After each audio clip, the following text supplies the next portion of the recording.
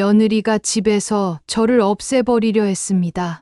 제가 67살이 되도록 이런 모욕을 당할 줄은 몰랐습니다. 아들과 며느리가 제 방을 비우고 제 물건을 치우며 저를 서서히 집에서 밀어내고 있었어요. 하지만 그들은 몰랐죠. 제가 마지막까지 준비해둔 깜짝 선물이 있다는 걸요. 결국 집을 나간 건 저가 아니라 그들이었습니다. 안녕하세요. 저는 이영순이라고 합니다. 올해 67살이에요. 남편과 사별한 지 3년째 아들 재훈의 집에서 함께 살고 있습니다. 아니, 살고 있었습니다. 아들 재훈은 38살이고 며느리 유진이는 35살이에요. 손자 하나 있고요. 저는 이영순이라는 이름으로 67년을 살아오면서 이렇게 치밀한 계획에 당할 줄은 몰랐어요. 남편이 돌아가신 후 혼자 살기 어려워서 아들 집으로 들어갔어요.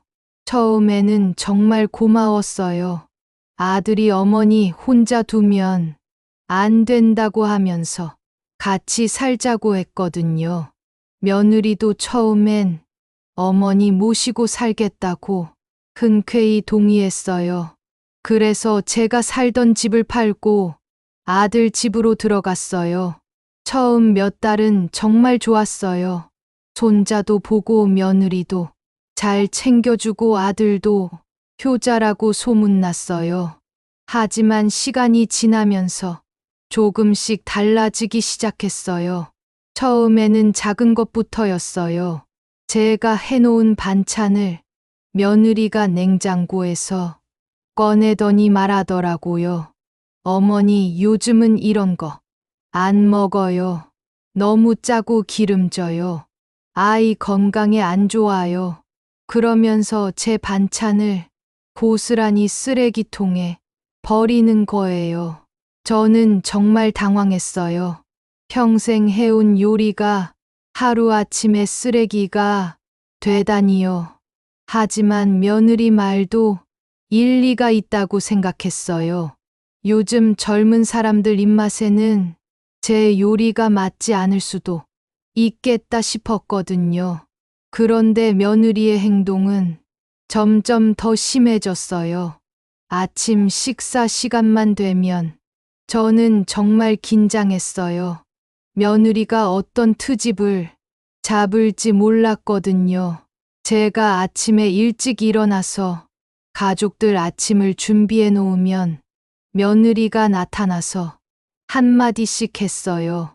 어머니, 이 계란말이 너무 짜네요. 아이가 먹으면 안 되겠어요. 다시 해주세요. 이런 식으로 트집을 잡았어요. 제가 다시 만들어서 내놓으면 또 다른 트집을 잡았어요. 어머니, 이 밥은 너무 되직해요.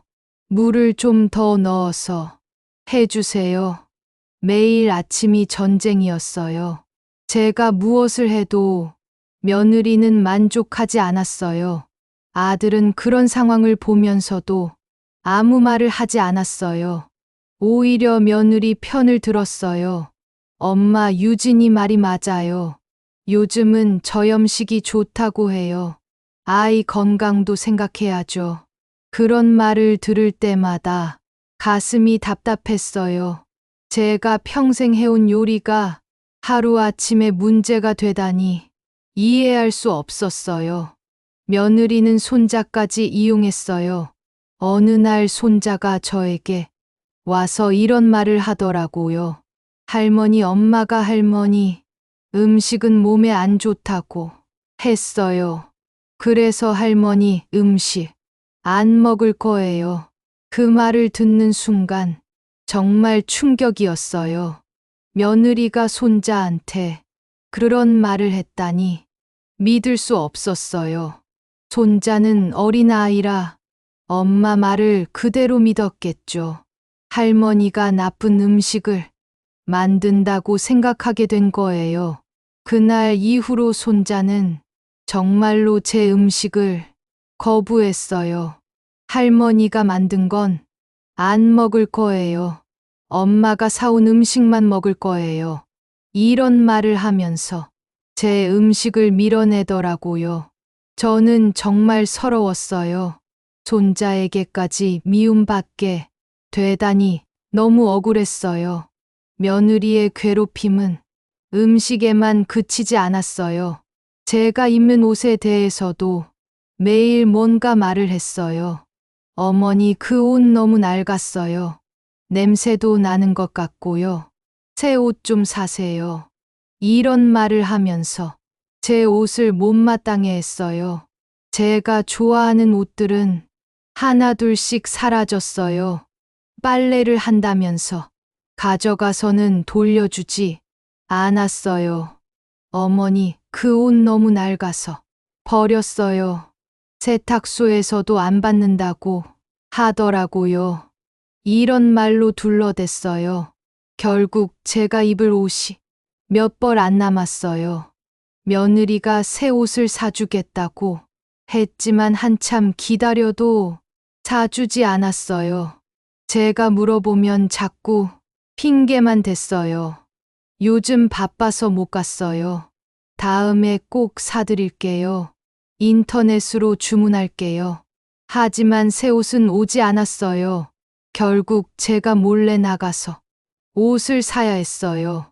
그런데 제가 새 옷을 사오면 며느리가 또 뭔가 말했어요. 어머니, 왜 혼자 가서 사세요? 같이 가서 예쁜 걸로 골라드릴 텐데요. 그리고는 제가 산 옷을 못마땅해 했어요. 이 색깔은 어머니 피부에 안 어울려요. 이 스타일은 너무 촌스러워요. 요즘은 이런 거 안 입어요. 제가 뭘 해도 트집이었어요. 며느리는 제 친구들과의 만남도 방해했어요.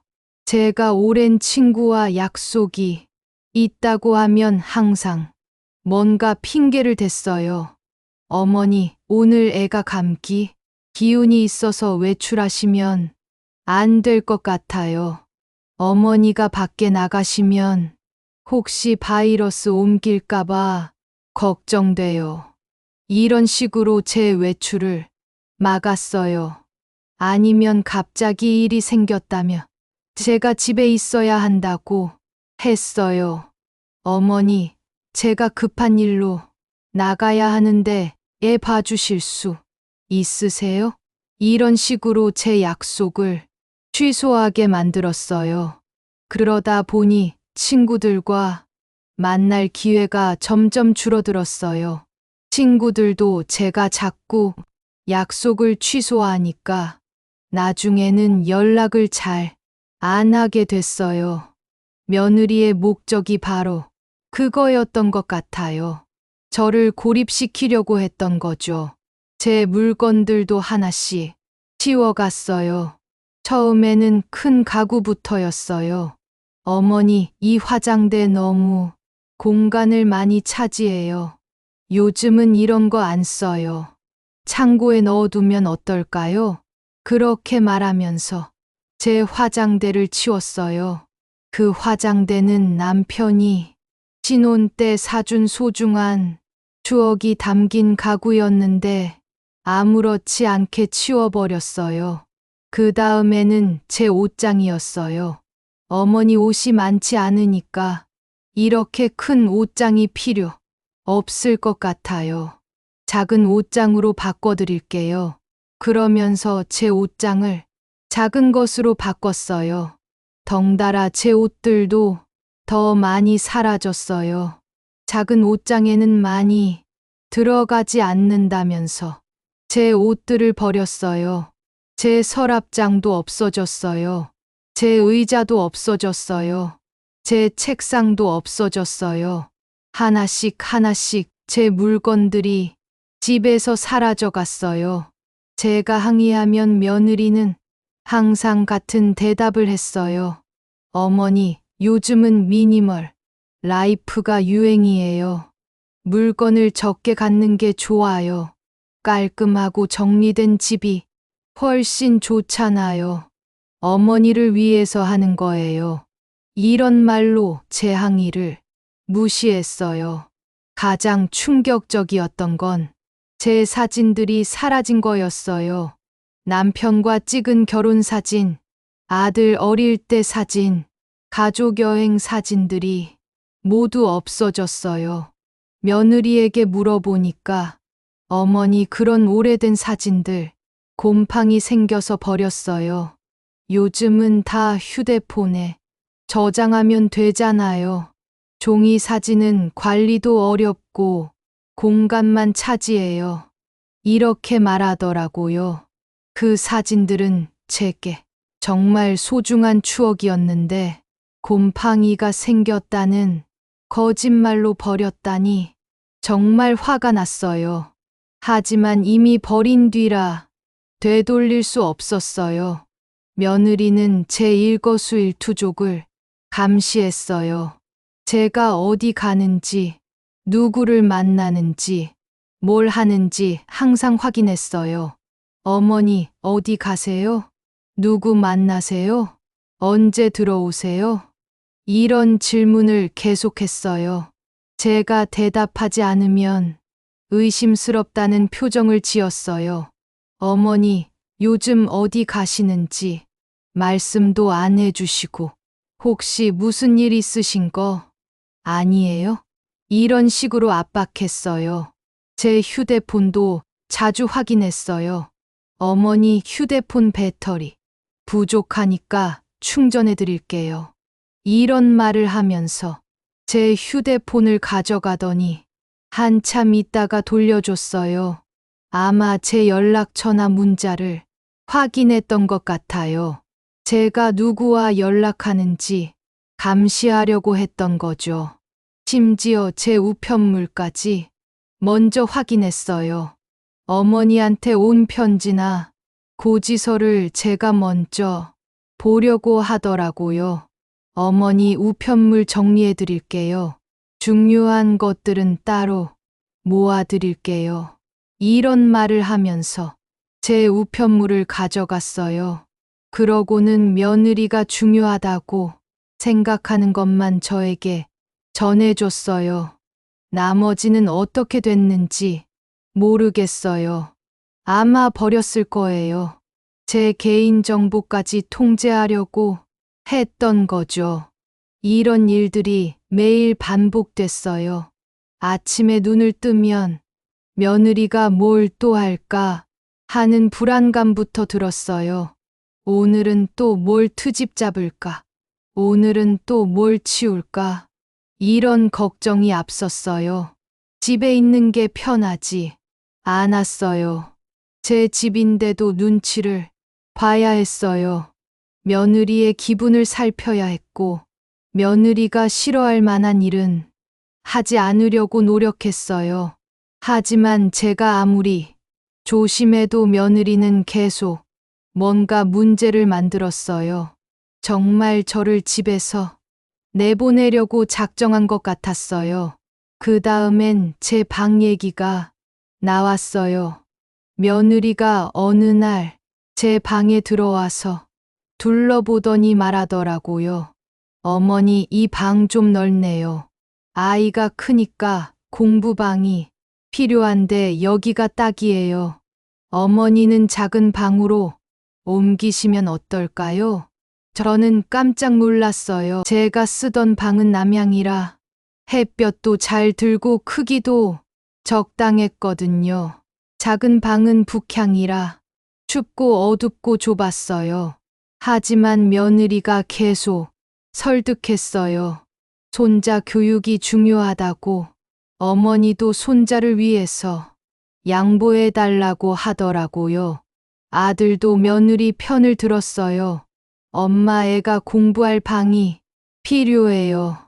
엄마는 잠만 주무시니까 작은 방도 괜찮을 거예요. 결국 저는 작은 방으로 옮겨야 했어요. 짐을 옮기는 동안 너무 서러웠어요.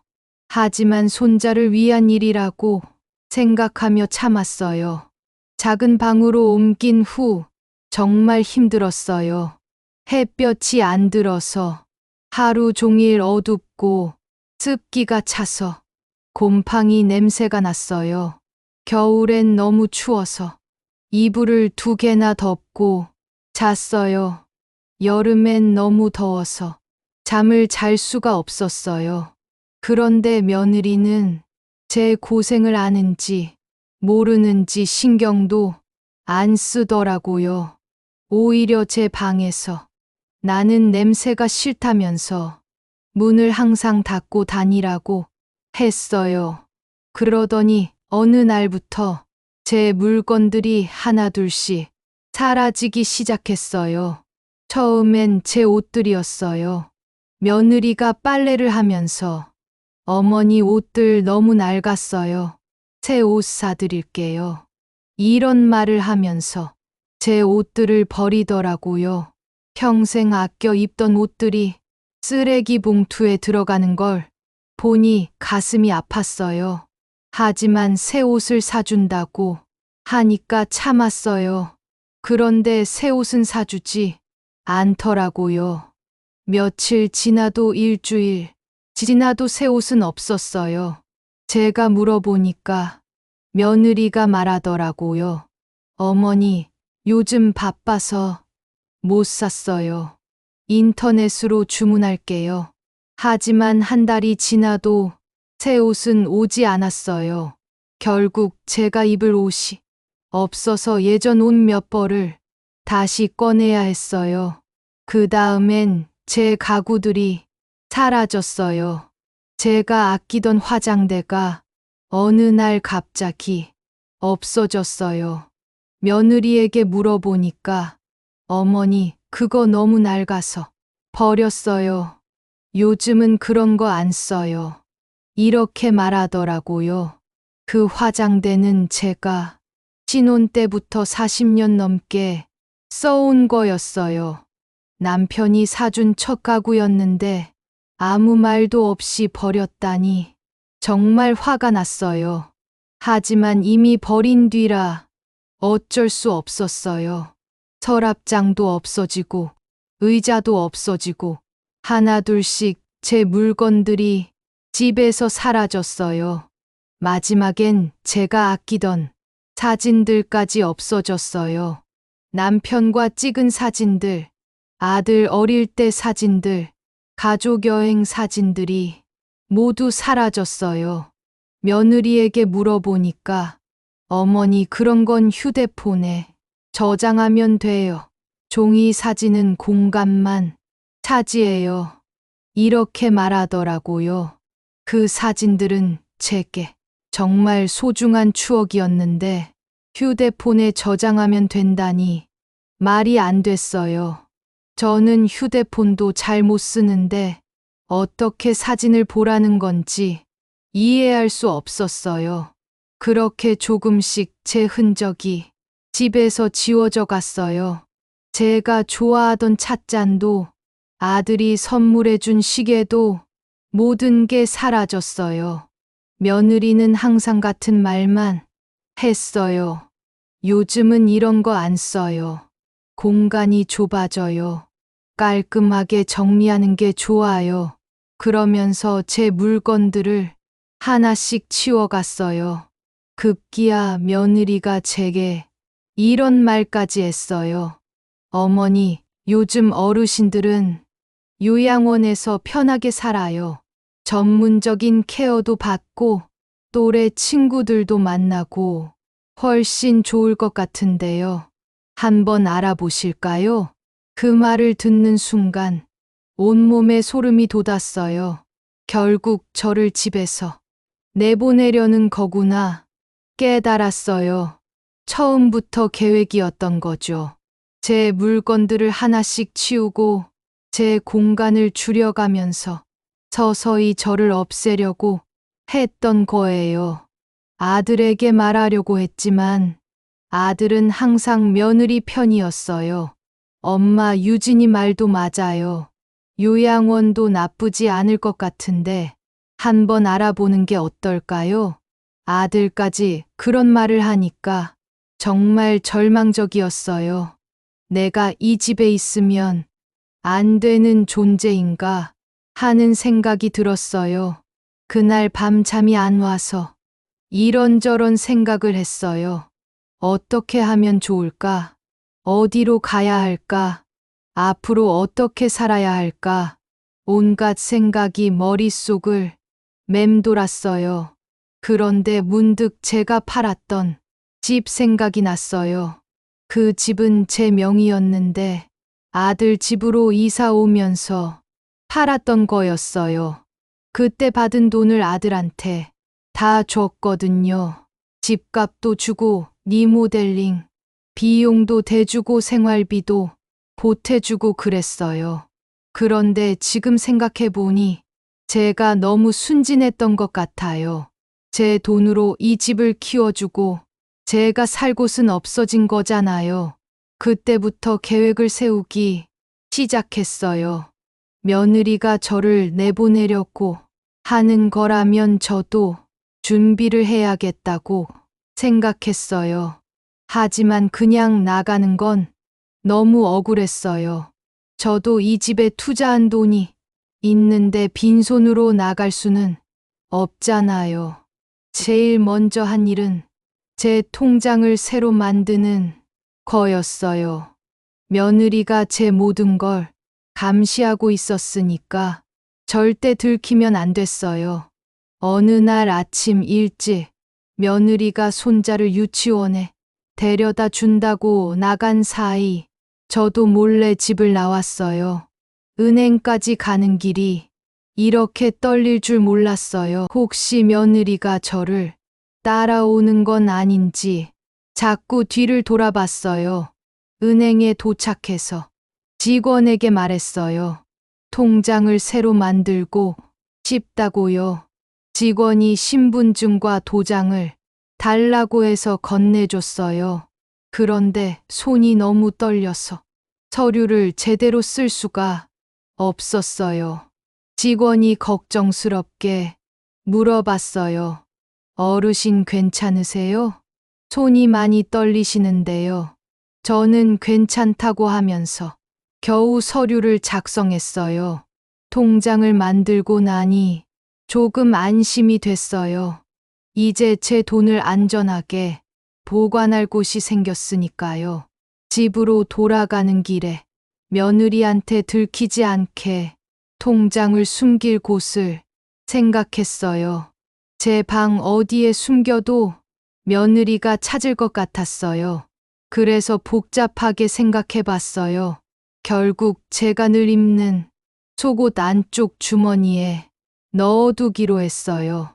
며느리가 아무리 제 방을 뒤져도 제가 입고 있는 옷까지는 뒤지지 못할 테니까요. 그 다음엔 돈을 모으기 시작했어요. 매달 받는 용돈에서 조금씩 빼서 새 통장에 넣었어요. 10만 원씩, 20만 원씩 조금씩 모았어요. 며느리가 의심하지 않게 아주 조심스럽게 했어요. 가끔 시장에 간다고 하고 나가서 은행에 들렀어요. 돈을 넣고 통장을 확인할 때마다 조금씩 희망이 생겼어요. 이 돈이 모이면 제가 새로운 시작을 할 수 있겠구나 생각했어요. 그런데 용돈만으로는 부족했어요. 더 큰 돈이 필요했어요. 그래서 제가 들어둔 보험을 해지하기로 했어요. 5년 전에 가입한 연금보험이 있었거든요. 아들한테 말하지 않고 혼자 가입한 거였어요. 나중에 아들한테 부담을 주지 않으려고 들어둔 보험이었는데 이제는 그럴 필요가 없어졌어요. 보험회사에 전화해서 해지하고 싶다고 했어요. 직원이 많이 아까워했어요. 5년이나 넣으신 건데 지금 해지하시면 손해가 크다고 하더라고요. 하지만 저는 마음을 바꾸지 않았어요. 당장 현금이 필요했거든요. 해지 절차를 밟는데 일주일 정도 걸렸어요. 그 일주일이 정말 길게 느껴졌어요. 혹시 며느리가 알까봐 계속 불안했어요. 다행히 며느리는 전혀 눈치채지 못했어요. 해지 환급금이 나왔을 때 정말 기뻤어요. 1천만 원이나 됐거든요. 5년 동안 조금씩 넣어둔 돈이 이렇게 큰 돈이 될 줄 몰랐어요. 그 돈을 받아서 바로 새 통장에 넣었어요. 통장 잔고를 보니 정말 뿌듯했어요. 이제 좀 든든해진 것 같았어요. 하지만 이것만으로는 부족했어요. 제가 이 집에 투자한 돈을 되찾으려면 법적인 절차가 필요했어요. 그래서 변호사를 찾아가기로 했어요. 인터넷에서 무료 법률 상담을 해주는 곳을 찾았어요. 시청에서 운영하는 법률 상담소였어요. 거기에 전화해서 예약을 잡았어요. 상담 날짜가 잡히자 정말 긴장됐어요. 변호사를 만나본 적이 한 번도 없었거든요. 어떻게 말해야 할지, 어떤 서류를 가져가야 할지 미리 준비했어요. 이 집을 살 때 제가 낸 돈을 증명할 수 있는 통장 거래 내역을 뽑았어요. 리모델링 할 때 제가 낸 돈도 증명할 수 있었어요. 생활비로 준 돈들도 다 기록이 있었어요. 다행히 저는 모든 돈을 통장으로 보냈었거든요. 현금으로 준 건 거의 없었어요. 상담 당일에 시청에 갔어요. 변호사님이 제 얘기를 자세히 들어주셨어요. 그리고 제가 가져간 서류들을 꼼꼼히 봤어요. 변호사님이 말씀하시길 제가 이 집에 대한 지분을 주장할 수 있다고 하더라고요. 비록 등기는 아들 명의로 되어 있지만 실제로는 제 돈으로 산 집이니까 공동 소유라고 볼 수 있다는 거였어요. 그 말을 듣고 정말 희망이 생겼어요. 제가 완전히 당하는 게 아니라는 걸 알았거든요. 변호사님이 필요한 서류들을 알려주셨어요. 집에 대한 지분을 주장하는 서류와 제가 투자한 돈을 증명하는 서류들이었어요. 모든 서류를 준비하는데 한 달 정도 걸렸어요. 그 한 달 동안 정말 조심스럽게 행동했어요. 며느리가 제 계획을 눈치채면 안 됐거든요. 서류를 준비하면서 제가 이 집에 얼마나 많은 돈을 투자했는지 새삼 깨달았어요. 집값만 3억에 리모델링, 비용 5천만 원의 생활비로 준 돈까지 합치면 4억 5천만 원이었어요. 정말 큰 돈이었어요. 그런데 며느리는 저를 그냥 빈손으로 내보내려고 했던 거예요. 생각할수록 화가 났어요. 하지만 화를 내봤자 소용없었어요. 차근차근 준비해서 제 권리를 찾는 게 중요했어요. 서류 준비가 끝나고 변호사님께 다시 갔어요. 변호사님이 서류를 검토하고 이제 언제든지 법적 절차를 시작할 수 있다고 하셨어요. 하지만 타이밍이 중요하다고 조언해 주셨어요. 며느리가 저를 완전히 내보내려고 할 때까지 기다리는 게 좋겠다고 하시더라고요. 그래야 더 확실한 증거가 된다면서요. 그래서 저는 기다리기로 했어요. 며느리가 본색을 완전히 드러낼 때까지 참고 기다리기로 했어요. 그동안 또 다른 준비를 했어요. 며느리가 저를 괴롭히는 모든 순간들을 기록하기 시작했어요. 휴대폰으로 몰래 촬영하고 녹음도 했어요. 제 물건을 버리는 장면도 찍었고 저에게 나가라고 하는 말도 녹음했어요. 처음에는 휴대폰 사용이 어려워서 고생했어요. 하지만 점점 익숙해져서 자연스럽게 증거를 수집할 수 있었어요. 매일 일기도 썼어요. 며느리가 언제 뭘 했는지, 어떤 말을 했는지 자세히 기록했어요. 나중에 법정에서 필요할 수도 있다고 생각했거든요. 이런 준비를 하면서 제 마음도 조금씩 달라졌어요. 처음에는 억울하고 서러웠는데 이제는 냉정해졌어요. 며느리의 행동을 보면서 화가 나는 대신 이것도 증거가 되겠구나 하는 생각이 들었어요. 며느리는 제가 이런 준비를 하고 있는 줄 꿈에도 모르고 계속 저를 괴롭혔어요. 오히려 더 심하게 괴롭히기 시작했어요. 아마 제가 순순히 당하고 있다고 생각했나 봐요. 하지만 저는 모든 걸 기록하고 있었어요. 며느리가 심하게 굴수록 저에게는 더 유리한 증거가 됐어요. 몇 달 동안 이런 식으로 준비를 계속했어요. 통장에는 돈이 모이고 있었고 법적 서류도 준비됐고 증거도 충분히 모았어요. 이제 며느리가 마지막 카드를 꺼낼 때만 기다리면 됐어요. 그리고 그날이 드디어 왔어요. 먼저 제가 예전에 살던 집 시세를 알아봤어요. 인터넷이 잘 안 돼서 부동산에 전화해서 물어봤어요. 3년 사이에 집값이 많이 올랐더라고요. 제가 팔았을 때보다 2억 정도 오른 거였어요. 그 돈을 아들한테 줬으니 저도 권리가 있다고 생각했어요. 그 다음엔 제가 아들한테 준 돈을 정확히 계산해 봤어요. 집값 3억에 리모델링, 비용 5천만 원의 생활비로 준 돈까지 합치면 4억이 넘었어요. 게다가 현재 집값이 오른 것까지 생각하면 제 몫이 6억은 되겠더라고요. 그런데 아들도 며느리도 저를 그냥 빈손으로 내보내려고 하니까 정말 화가 났어요. 저도 어리석지 않다는 걸 보여주기로 했어요.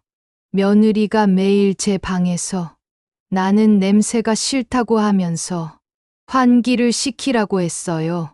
그래서 제가 일부러 창문을 열어놓고 며느리가 좋아하는 방향제를 뿌려놨어요. 며느리가 좋아한다고 생각했겠죠. 하지만 그건 연기였어요. 진짜로는 다른 준비를 하고 있었거든요. 몰래 은행에 가서 통장을 만들었어요. 그리고 매달 용돈으로 받는 돈을 조금씩 모아뒀어요. 또 제가 갖고 있던 보험도 해지했어요. 아들한테 말하지 않고 몰래 해지한 거예요. 해지 환급금이 꽤 됐어요. 5년 동안 넣어둔 돈이라 1천만 원 정도 나왔어요. 그 돈도 새 통장에 넣어뒀어요. 며느리는 제가 그런 일을 하고 있는 줄 전혀 몰랐어요. 매일 제 방 청소를 하면서 제 물건들을 뒤져봤지만 통장은 전혀 다른 곳에 숨겨뒀거든요. 그리고 가장 중요한 일을 준비했어요. 제가 이 집에 투자한 돈을 법적으로 보장받을 수 있는 방법을 찾았어요. 무료 법률 상담을 받아보니 제가 아들한테 준 돈을 증명할 수 있으면 권리를 주장할 수 있다고 하더라고요. 다행히 저는 모든 거래를 통장으로 했어서 증명할 수 있었어요. 변호사가 말하길 제가 이 집에 대한 지분을 주장할 수 있다고 하더라고요. 아들 명의로 되어 있지만 제 돈으로 산 집이니까 공동 소유라고 볼 수 있다는 거였어요. 그 말을 듣고 정말 신이 났어요. 며느리가 저를 내보내려고 하지만 법적으로는 제가 이 집의 주인 중 한 명이라는 거잖아요. 변호사가 도와줘서 필요한 서류들을 준비했어요. 집에 대한 지분 권리를 주장하는 서류였어요. 하지만 아직 제출하지는 않았어요. 타이밍을 기다리고 있었거든요. 며느리가 저를 완전히 내보내려고 할 때까지 기다리기로 했어요. 그러면 더 확실한 증거가 될 테니까요. 며느리는 제가 이런 준비를 하고 있는 줄 꿈에도 모르고 계속 저를 괴롭혔어요. 제 물건들을 더 치우고 제 방을 더 작게 만들고 저를 더 모서리로 밀어냈어요. 하지만 저는 모든 걸 기록하고 있었어요. 휴대폰으로 사진도 찍고 일기도 쓰고 모든 상황을 증거로 남겨뒀어요. 며느리가 제 물건을 버리는 것도 몰래 촬영했고 제게 나가라고 하는 말도 녹음해뒀어요. 며느리는 자신이 모든 걸 완벽하게 계획했다고 생각했겠지만 저도 만만한 사람이 아니었어요. 67년을 살아오면서 이런 일 정도는 대비할 수 있는 지혜는 있었거든요. 드디어 그날이 왔어요. 며느리가 저를 부르더니 본격적으로 말을 꺼냈어요. 어머니, 제가 좋은 요양원 알아봤어요. 시설도 좋고 프로그램도 다양하다고 하더라고요. 다음 주에 한번 견아 가보시는 게 어떨까요? 그 말을 듣고 이제 때가 됐다고 생각했어요. 며느리가 드디어 본색을 드러낸 거죠. 저는 조용히 대답했어요. 그래, 알아봐줘서 고마워. 한번 가보자. 며느리가 깜짝 놀라더라고요. 아마 제가 반대할 줄 알았나 봐요. 하지만 저는 순순히 동의했어요. 며느리가 기뻐하면서 빨리 준비해 보겠다고 하더라고요. 다음 날부터 며느리가 본격적으로 움직이기 시작했어요. 요양원에 전화해서 입소 상담 예약도 잡고 제 짐을 정리한다면서 제 방을 뒤지기 시작했어요. 그런데 제 통장을 찾지 못해서 당황하더라고요. 어머니 통장이 어디 있어요? 요양원 등록할 때 필요하대요. 저는 모른다고 했어요.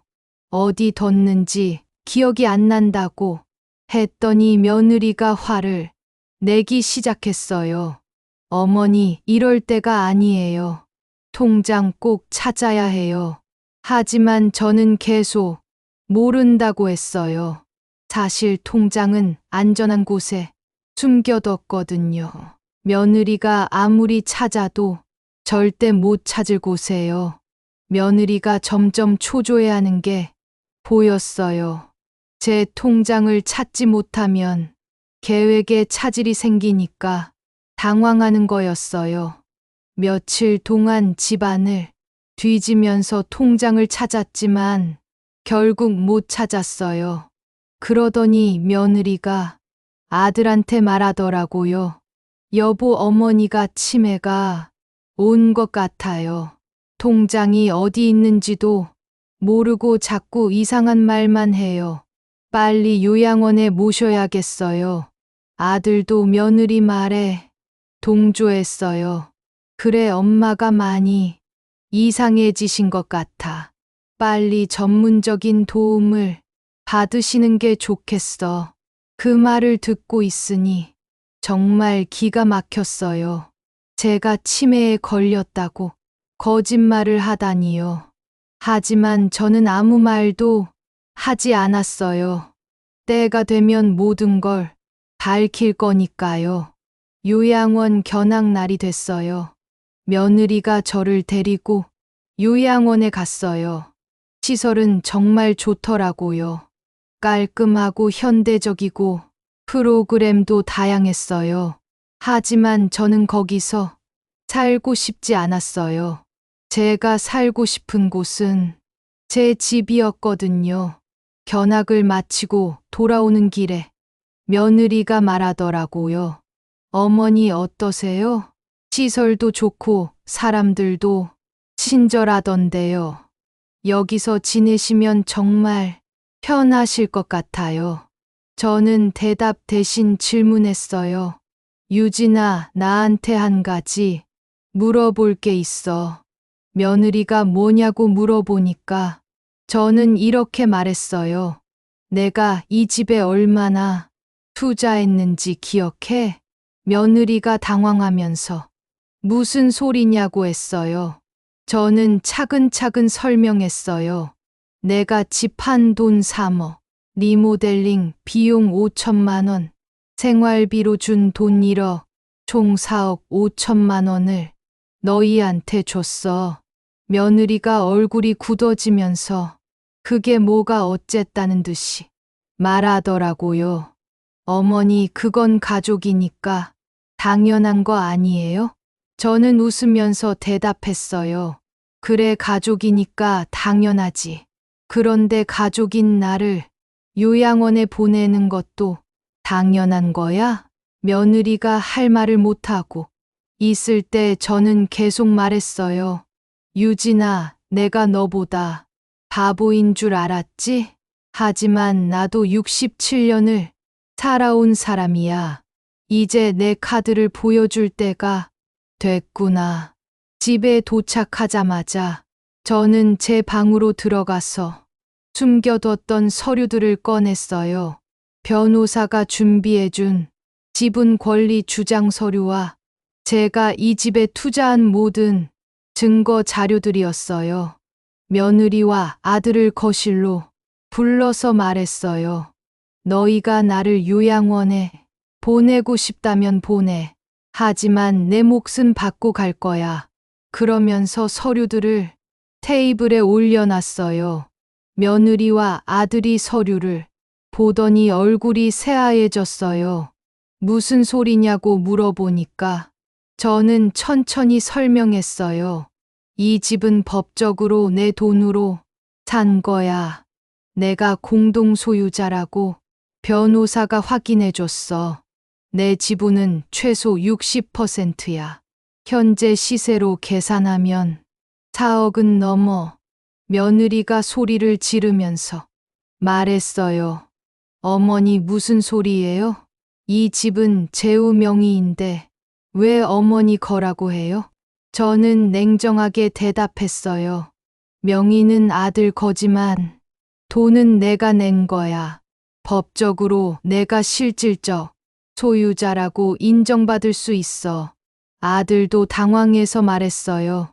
엄마, 갑자기 왜 이러세요? 가족끼리 이런 얘기를 왜 해요? 저는 아들을 보고 말했어요. 재우야, 나도 가족이라고 생각했어. 그런데 너희는 나를 가족으로 안 보더라. 요양원에 보내려고 하면서 가족이라는 소리 하지 마. 며느리가 울면서 변명했어요. 어머니, 오해예요. 저희가 어머니를 싫어하는 게 아니라 더 좋은 환경에서 지내시라고 그런 거예요. 저는 웃으면서 대답했어요. 그럼 고마워. 그런데 내 돈은 내가 가져갈 거야. 요양원비도 내가 낼 테니까 걱정하지 마. 며느리와 아들이 어쩔 줄 몰라 하고 있을 때 저는 마지막 폭탄을 터뜨렸어요. 참고로 내가 지금까지 너희한테 당한 것들 다 증거로 남겨뒀어. 내 물건 버린 거, 내 방 빼앗은 거, 나한테 나가라고 한 거 다 녹음하고 촬영해뒀어. 필요하면 법정에서 쓸 거야. 며느리가 완전히 패닉 상태가 됐어요. 어머니, 그런 게 뭐가 중요해요? 저희가 잘못 생각했으니까 다시 얘기해봐요. 하지만 저는 이미 결심을 굳혔어요. 유진아, 늦었어. 나는 내 길을 갈 거야. 너희도 너희 길을 가. 그날 밤 저는 가방을 쌌어요. 정말 필요한 것들만 챙겼어요. 옷 몇 벌과 중요한 서류들, 그리고 숨겨뒀던 통장. 다른 건 필요 없었어요. 어차피 새로 시작할 거니까요. 다음 날 아침 일찍 집을 나왔어요. 며느리와 아들이 자고 있을 때 조용히 나왔어요. 식탁 위에 메모 하나만 남겨두고요. 너희가 잘 살길 바란다. 나는 이제 나로 살러 간다. 집을 나와서 가장 먼저 간 곳은 변호사 사무실이었어요. 법적 절차를 시작하기 위해서였죠. 변호사가 제 상황을 듣고 놀라더라고요. 어머님 정말 치밀하게 준비하셨네요. 이 정도면 충분히 승소할 수 있을 것 같습니다. 그 말을 듣고 안심했어요. 제가 준비한 게 헛되지 않았구나 싶었어요. 변호사가 바로 아들한테 내용 증명을 보냈어요. 제가 이 집에 대한 지분을 주장한다는 내용과 합의하지 않으면 법정에서 만나자는 내용이었어요. 이틀 후 아들한테서 전화가 왔어요. 엄마 진짜 이럴 거예요? 가족끼리 법정에서 만나자고요? 저는 담담하게 대답했어요. 재우야, 내가 언제 가족으로 대접받았니? 너희가 먼저 가족의 의미를 저버렸잖아. 아들이 울먹이면서 말했어요. 엄마, 저희가 잘못했어요. 다시 같이 살아요. 하지만 저는 마음을 바꿀 생각이 없었어요. 재우야, 이미 늦었어. 나는 내 인생을 살 거야. 너희도 너희끼리 잘 살아. 아들이 계속 사정했지만 저는 전화를 끊었어요. 그 다음 날부터 아들과 며느리가 완전히 패닉 상태가 됐어요. 변호사에게서 정식 통보가 갔거든요. 합의하지 않으면 법정에서 만나자는 내용이었어요. 아들이 하루에도 몇 번씩 전화를 했어요. 엄마, 제발 다시 생각해 보세요. 우리가 정말 잘못했어요. 엄마 없으면 안 돼요. 이런 말을 계속했어요. 하지만 저는 단호했어요.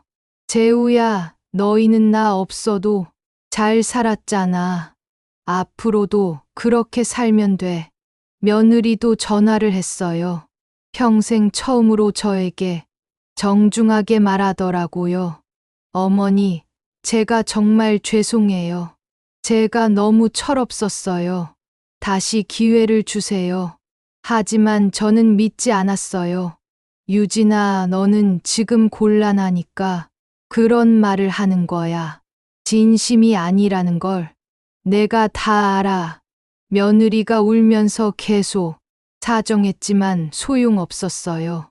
이미 제 마음은 굳어져 있었거든요. 며칠 후 변호사님한테서 연락이 왔어요. 상대방에서 협상 의사를 밝혔다는 거였어요. 아들이 직접 변호사 사무실로 찾아왔다고 하더라고요. 얼굴이 완전히 상해서 와서는 어머니를 설득해 달라고 울면서 빌었다고 하더라고요. 변호사님이 아들에게 물어봤대요. 그동안 어머니를 어떻게 대했는지 솔직히 말해보라고요.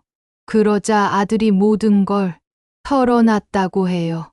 며느리가 어머니 물건을 버린 것도, 어머니 방을 빼앗은 것도, 어머니를 요양원에 보내려고 했던 것도 다 사실이라고 인정했대요. 그리고 자신이 아무것도 하지 않고 며느리 편만 들었다고 반성한다고 했대요. 변호사님이 그 말을 듣고 아들에게 말했대요. 그런 식으로 어머니를 대하고서 이제 와서 용서를 구한다는 게 말이 되느냐고요. 법적으로 어머니가 완전히 유리한 상황이라고 했대요. 아들이 그 말을 듣고 더욱 절망했나 봐요. 집으로 돌아가서 며느리한테 화를 냈다고 해요. 너 때문에 이렇게 됐다고 며느리를 원망했대요. 그러자 며느리도 지지 않고 맞받아쳤다고 해요. 나만 나쁜 사람이냐? 당신도 어머니한테 관심 없었잖아. 이런 식으로 서로 책임을 떠넘겼대요. 결국 둘이 큰 싸움을 했다고 들었어요. 며느리가 짐을 싸서 친정으로 가버렸다고 하더라고요. 아들은 혼자 남아서 어쩔 줄 몰라 했대요. 집은 제 돈으로 산 거라 빼앗길 수도 있고 아내는 나가버리고 정말 막막했을 거예요. 며칠 후 또 변호사님한테서 연락이 왔어요. 이번에는 며느리가 혼자 찾아왔다고 하더라고요. 며느리가 변호사님께 사정했다고 해요.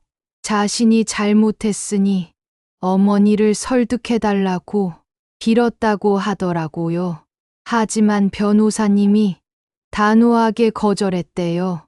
이미 법적 절차가 시작됐으니 어머니 의사에 따라 진행할 거라고 했대요. 며느리가 그 말을 듣고 완전히 무너졌다고 해요. 자신이 어떤 짓을 했는지 이제야 깨달았나 봐요. 하지만 이미 늦었어요. 한 달 정도 지나자 아들과 며느리 사이가 더욱 나빠졌다고 들었어요. 서로를 원망하며 매일 싸웠다고 해요. 아들은 며느리 때문에 어머니를 잃었다고 했고, 며느리는 아들이 막지 않았다고 했대요. 결국 둘이 별거를 시작했어요. 며느리는 아예 친정에서 살기로 했고, 아들은 혼자 집에 남았어요. 손자도 며느리가 데리고 가버렸어요. 아들이 정말 비참해졌어요. 가족도 잃고 집도 잃을 위기에 처했으니까 당연했겠죠. 그제야 아들이 제게 진심으로 사과했어요. 엄마 정말 죄송해요. 제가 너무 바보였어요.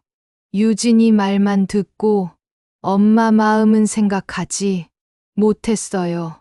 이제 모든 걸 잃고 나서야 엄마가 얼마나 소중한지 깨달았어요. 그런 말을 하면서 정말 진심으로 울더라고요.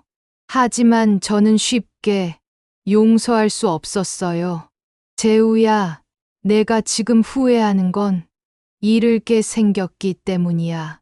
진짜로 나를 그리워해서가 아니라 말이야. 아들이 그런 게 아니라고 했지만 저는 믿지 않았어요. 며느리도 계속 연락을 했어요. 문자도 보내고 편지도 보내고 온갖 방법으로 용서를 구했어요. 하지만 저는 답하지 않았어요. 이미 제 마음속에서 그들은 가족이 아니었어요. 법적 절차가 진행되면서 더 재미있는 일들이 일어났어요. 집 주변 이웃들이 소문을 듣게 된 거예요. 며느리가 시어머니를 요양원에 보내려고 했다는 소문이 퍼졌어요. 이웃들이 며느리를 손가락질하기 시작했어요. 어떻게 시어머니를 그렇게 대할 수 있냐고 비난했어요. 며느리가 마트에 가면 사람들이 수근거렸고 아들도 마찬가지였어요. 효자인 줄 알았는데 어머니를 버렸다는 소문이 돌았어요. 아들이 회사에서도 눈치를 받기 시작했어요. 동료들이 어머니를 어떻게 대했느냐고 물어봤대요. 아들이 정말 힘들어했어요. 사회적으로 매장당하는 기분이었을 거예요. 며느리는 더 심했어요. 친정 동네에서도 소문이 났거든요. 시어머니를 괴롭혔다는 소문이 퍼지자 친정 부모님도 창피했대요. 어떻게 그런 며느리로 키웠냐고 동네 사람들이 손가락질했대요. 며느리가 친정에서도 눈치를 받기 시작했어요. 친정 어머니가 며느리에게 화를 냈다고 해요. 시어머니를 그렇게 대하면 어떻게 하냐고 혼을 냈다고 하더라고요. 결국 며느리가 친정에서도 쫓겨날 처지가 됐어요. 갈 곳이 없어진 거죠. 2달 후 변호사님이 최종 합의안을 가져왔어요. 집 시세의 60%를 저에게 주겠다는 내용이었어요. 현재 시세로 계산하면 4억 2천만 원 정도였어요. 변호사님이 조언해 주셨어요. 법정까지 가면 더 받을 수도 있지만 시간도 오래 걸리고 스트레스도 많이 받는다고요. 이 정도면 충분히 좋은 조건이라고 하시더라고요. 저도 그렇게 생각했어요. 제 목적은 복수가 아니라 제가 받을 몫을 받는 거였으니까요. 합의서에 서명했어요. 한 달 후 4억 2천만 원이 제 통장에 들어왔어요. 그 돈을 보는 순간 정말 뿌듯했어요. 제가 해낸 거라는 생각이 들었어요.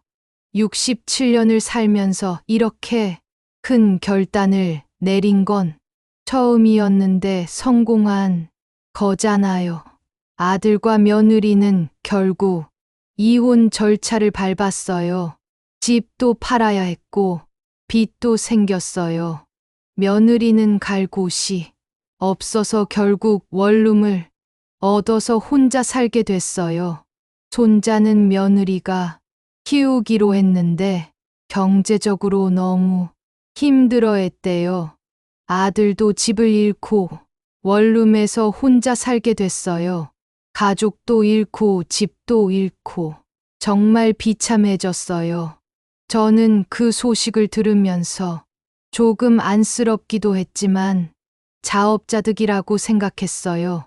남을 함부로 대하면 결국 자신에게 돌아온다는 교훈이었어요. 며칠 후 변호사가 연락했어요.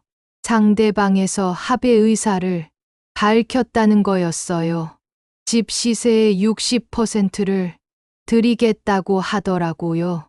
현재 시세로 계산하면 4억 2천만 원 정도였어요. 저는 그 제안을 받아들였어요. 법정까지 갈 필요는 없다고 생각했거든요.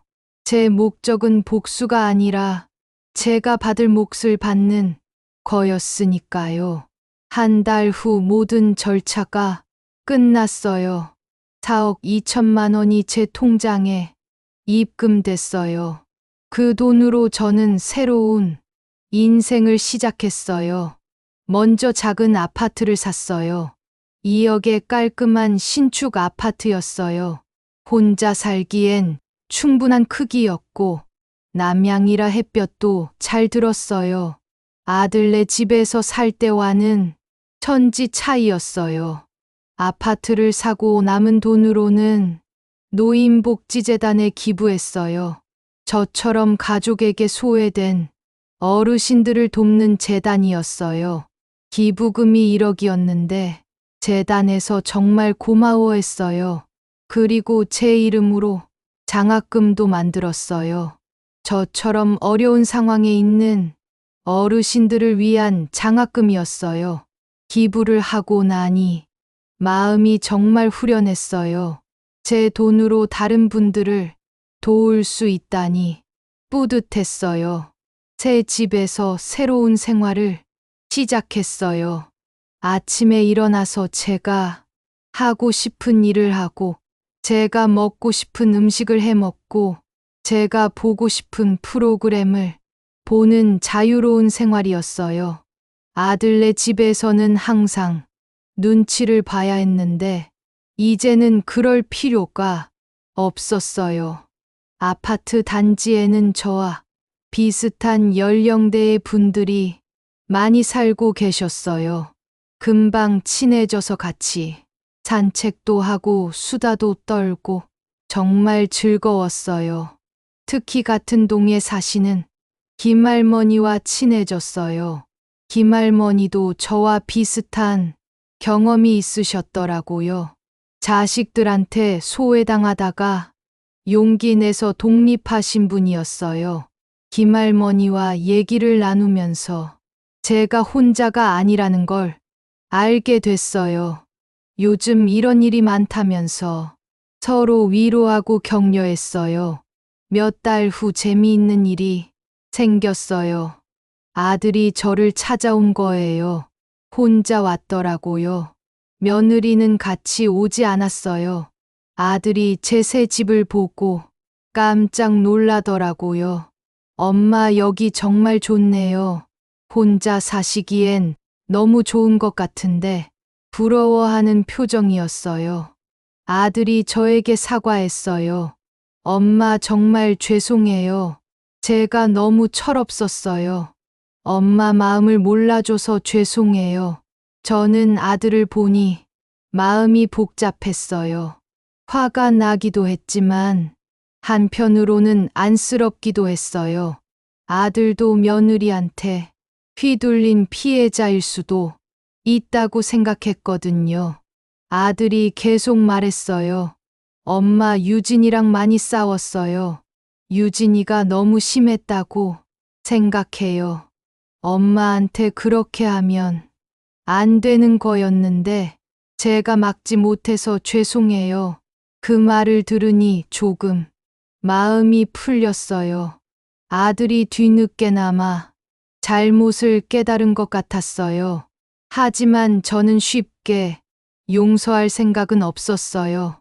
재우야, 내가 잘못한 건 인정한다. 하지만 나는 이제 내 인생을 살고 싶어. 너희하고 다시 같이 살 생각은 없어. 아들이 아쉬워하면서 그래도 가끔 만날 수 있죠? 라고 물어보더라고요. 저는 조건을 걸었어요. 며느리가 진심으로 사과하고 앞으로 저를 존중하겠다고 약속하면 생각해 볼게. 아들이 고개를 끄덕이면서 알겠다고 했어요. 며느리한테 꼭 전하겠다고 하더라고요. 하지만 며느리한테서는 아직까지 연락이 없어요. 아마 자존심이 상해서 사과하기 싫은가 봐요. 그래도 상관없어요. 저는 이제 제 인생을 즐기고 있으니까요. 새로운 집에서 생활한 지 6개월이 지났어요. 정말 만족스러운 생활이에요. 매일 아침 7시에 일어나서 가벼운 운동을 하고 좋아하는 음악을 들으며 아침을 준비해요. 예전에는 며느리 눈치를 봐야 했는데 이제는 제가 하고 싶은 대로 할 수 있어요. 오전에는 아파트 단지 도서관에서 책을 읽거나 컴퓨터를 배워요. 요즘 어르신들은 컴퓨터 정도는 할 줄 알아야 한다고 해서 배우고 있어요.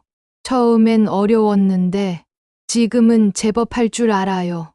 인터넷으로 뉴스도 보고 쇼핑도 하고 재미있어요. 점심은 단지 식당에서 다른 어르신들과 함께 먹어요. 혼자 먹는 것보다 여럿이 먹으니까 맛있고 얘기도 나눌 수 있어서 좋아요. 오후에는 취미 활동을 해요. 서예도 배우고 요가도 하고 요리 교실도 다녀요. 아들네 집에서는 이런 활동들을 할 수 없었는데 이제는 마음껏 할 수 있어요. 저녁에는 친구들과 산책하거나 집에서 좋아하는 드라마를 봐요. 아무도 눈치 주는 사람이 없으니까 정말 자유로워요. 주말에는 특별한 일을 해요. 혼자 여행도 가고 전시회나 공연도 보러 가고 새로운 곳을 탐험해요. 67살에 이런 자유를 누릴 수 있을 줄 몰랐어요. 정말 행복해요. 가끔 옛날 일을 생각해 봐요. 며느리가 저를 그렇게 대할 때는 정말 속상했는데 지금 생각해 보니 오히려 고마워요. 그 일이 없었다면 저는 계속 눈치만 보며 살았을 거예요. 며느리가 저를 밀어내려고 했기 때문에 저도 용기를 낼 수 있었어요. 그리고 제가 생각보다 강한 사람이라는 것도 알게 됐어요. 67년을 살아오면서 이런 큰 결단을 내린 건 처음이었는데 해내니까 뿌듯해요. 요즘 젊은 사람들은 나이 든 사람을 무시하는 경우가 많은데 그게 얼마나 잘못된 생각인지 보여준 것 같아서 기뻐요. 나이가 들었다고 해서 무력한 게 아니라는 걸 증명한 거죠. 복지재단에서 제게 특별한 제안을 해왔어요. 제 경험을 바탕으로 다른 어르신들에게 상담을 해달라는 거였어요. 저처럼 가족 갈등으로 고생하는 어르신들이 많다면서 제가 도움을 줄 수 있을 것 같다고 하더라고요. 저는 그 제안을 받아들였어요. 제 경험이 다른 분들에게 도움이 될 수 있다면 기꺼이 나서겠다고 했어요. 일주일에 2번 복지재단에 가서 상담을 해드려요. 정말 다양한 분들이 오세요. 며느리한테 구박받는 분도 있고, 자식들한테 무시당하는 분도 있고, 경제적으로 착취당하는 분도 있어요. 그런 분들에게 제 얘기를 들려드리고 용기를 주려고 노력해요. 참고 살 필요 없다고, 당당하게 권리를 주장하라고 조언해드려요.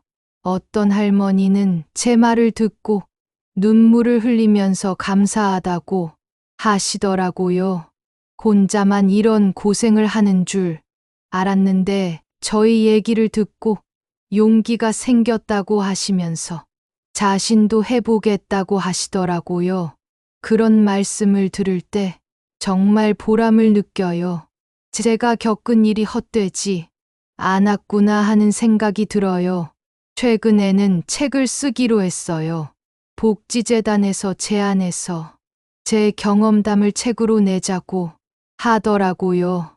저와 같은 상황에 있는 어르신들에게 도움이 될 수 있을 것 같다고 하면서요.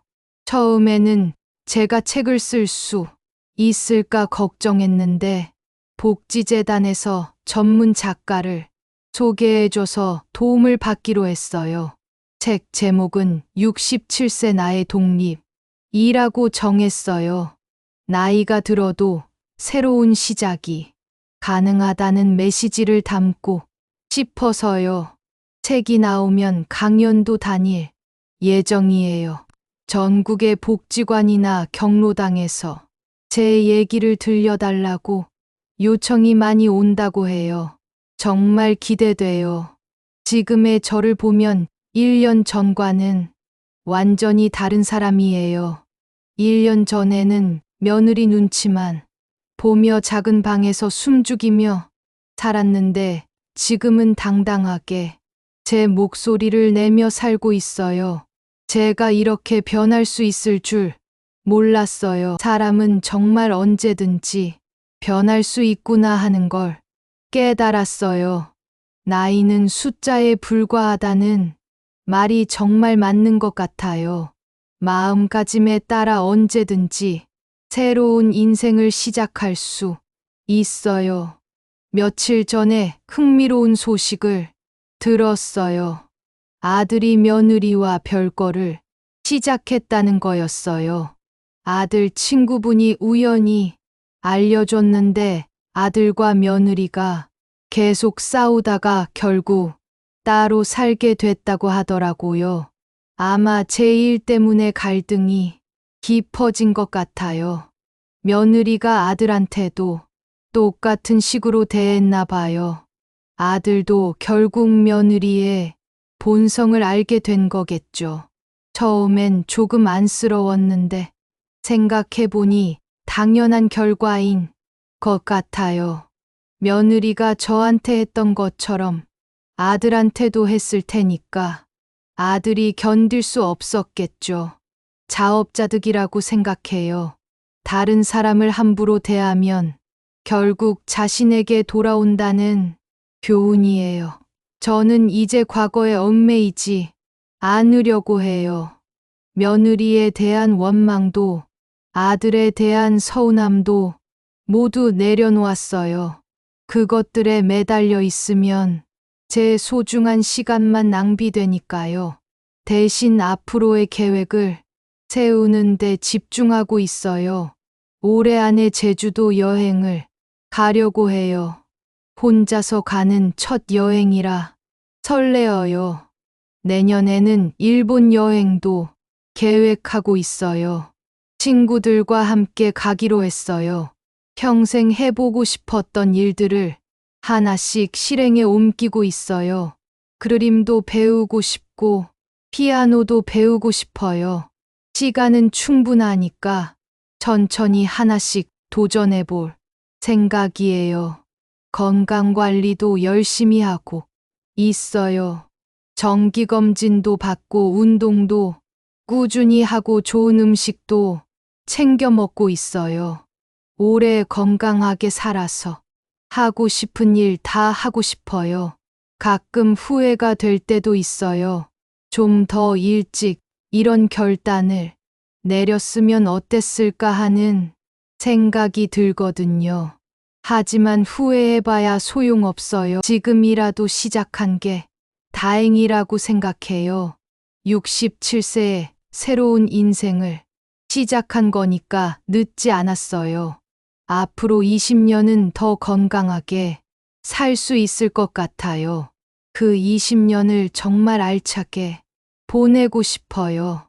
제 얘기를 듣는 분들에게 꼭 전하고 싶은 말이 있어요. 나이가 들었다고 해서 꿈을 포기하지 마세요. 가족이라는 이름으로 무시당하거나 학대받을 이유도 없어요. 당당하게 여러분의 권리를 주장하세요. 때로는 용기 있는 결단이 필요해요. 저처럼 새로운 인생을 시작할 수도 있어요. 무엇보다 자신을 사랑하세요. 다른 사람이 여러분을 사랑해주지 않아도 여러분 스스로는 여러분을 사랑해야 해요. 여러분에게는 행복할 권리가 있어요. 나이는 진짜 숫자에 불과해요. 마음이 젊으면 언제든지 새로운 시작이 가능해요. 저도 67세에 독립했잖아요. 여러분도 할 수 있어요. 용기를 내세요. 여러분이 생각하는 것보다 여러분은 훨씬 강한 사람이에요. 그리고 혼자가 아니에요. 저처럼 비슷한 경험을 한 사람들이 많이 있어요. 서로 도우며 살 수 있어요. 제 얘기가 여러분에게 조금이라도 도움이 됐으면 좋겠어요. 모든 분들이 저처럼 당당하고 행복한 노년을 보내시길 바래요. 나이 드는 것이 끝이 아니라 새로운 시작이 될 수 있다는 걸 기억하세요. 여러분도 분명히 할 수 있어요. 긴 얘기 들어주셔서 정말 고맙습니다. 67세 이영순의 독립기였습니다. 여러분 모두 건강하시고 행복한 하루 보내세요. 그리고 꼭 기억하세요. 여러분에게는 행복할 권리가 있다는 걸요. 감사합니다. 제 사연이 재밌었다면 구독과 좋아요 부탁드립니다. 다음에 또 재미있는 얘기로 찾아올게요. 안녕히 계세요.